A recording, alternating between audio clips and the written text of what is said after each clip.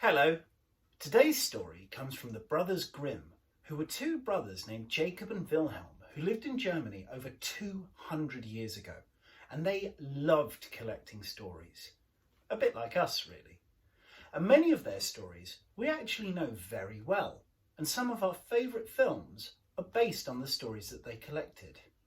Now today's story you will know, definitely, because two different movies have been based on this, and I wonder if while we read you can work out which ones they are. So this is the story of Briar Rose.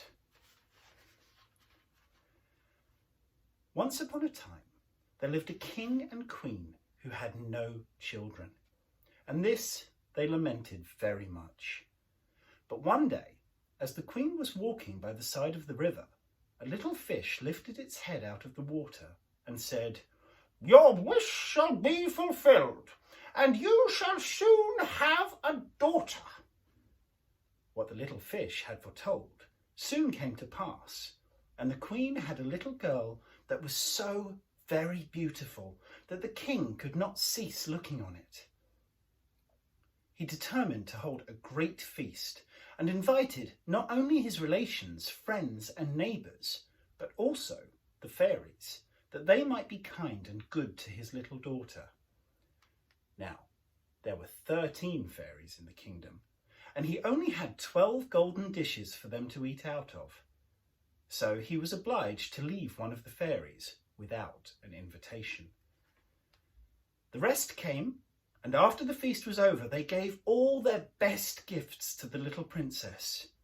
One gave her virtue, another beauty, another riches, and so on until she had all that was excellent in the world.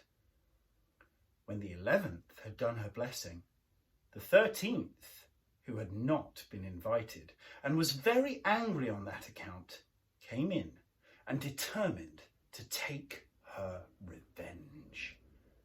So she cried out, "The king's daughter shall in her 15th year be wounded by a spindle and fall down dead."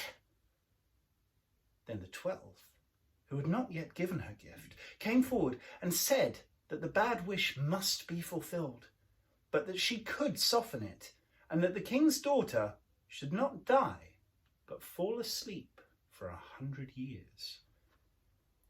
But the king hoped to save his dear child from the threatened evil, and ordered that all the spindles in the kingdom should be brought up and destroyed.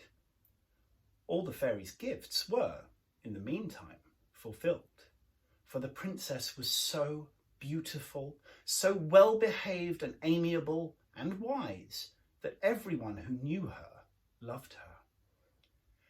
Now it happened, on the very day she was 15 years old, the king and queen were not at home, and she was left alone in the palace.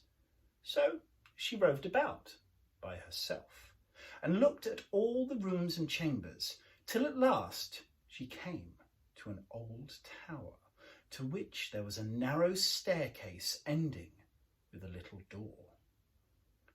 In the door there was a golden key, and when she turned it, the door sprang open, and there sat an old lady spinning away very busily.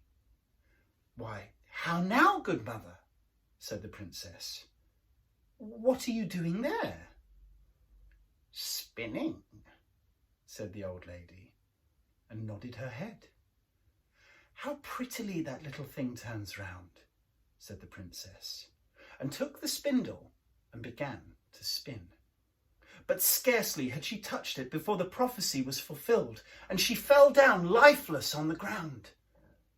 However, she was not dead, but had only fallen into a deep sleep, and the king and queen, who just then came home, and all their court, fell asleep too. And the horses slept in the stables, and the dogs in the court, the pigeons on the housetop, and even the flies on the wall. Even the fire on the hearth left off blazing and went to sleep, and the meat that was roasting stood still, and the cook, who was at that moment pulling the kitchen boy by the hair to give him a box on the ear for something he had done amiss, let him go, and both fell asleep.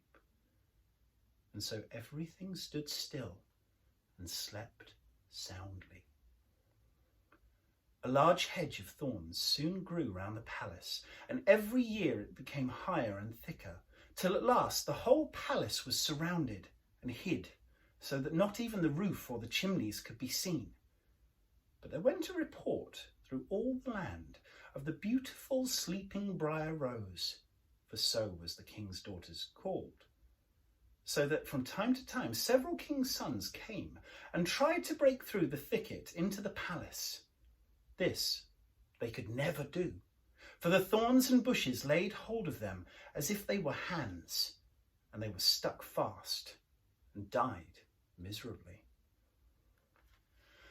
After many years, there came a king's son into that land, and an old man told him the story of the thicket of thorns and how a beautiful palace stood behind it, in which was a wondrous princess called Briar Rose, asleep with all her court. He told too how he had heard from his grandfather that many, many princes had come and had tried to break through the thicket, but had stuck fast and died. Then the young prince said, "All this shall not frighten me. I will go and see Briar Rose." The old man tried to dissuade him, but he persisted in going. Now that very day were the 100 years completed, and as the prince came to the thicket, he saw nothing but beautiful flowering shrubs, through which he passed with ease, and they closed after him as firm as ever. Then he came at last to the palace, and there in the court lay the dogs asleep, and the horses in the stables, and on the roof sat the pigeons, fast asleep, with their heads under their wings. And when he came into the palace, the flies slept on the walls, and the cook in the kitchen was still holding up her hand as if she would beat the boy, and the maid sat with a black fowl in her hand, ready to be plucked. Then he went on still further, and all that was so still that he could hear every breath he drew, till at last he came to the old tower and opened the door of the little room in which Briar Rose was. And there she lay, fast asleep, and looked so beautiful that he could not take his eyes off, and he stooped down and gave her a kiss. But the moment he kissed her, she opened her eyes and awoke and smiled upon him. Then they went out together, and presently the king and queen also awoke, and all the court, and they gazed on each other with great wonder. And the horses got up and shook themselves, and the dogs jumped about and barked. The pigeons took their heads from under their wings and looked about and flew into the fields. The flies on the walls buzzed away. The fire in the kitchen blazed up and cooked the dinner, and the roast meat turned round again. The cook gave the boy the box on the ear, and he cried out. And the maid went on plucking the fowl. And then was the wedding of the prince and Briar Rose. And they lived happily together all their lives long. Did you guess which films were based on this story? If you guessed Sleeping Beauty, you were correct. And of course, the newer film Maleficent is also based on this tale. So I hope you enjoyed hearing the origins of those stories. Come back soon for more story time with me, Mr. Westgate. Take care.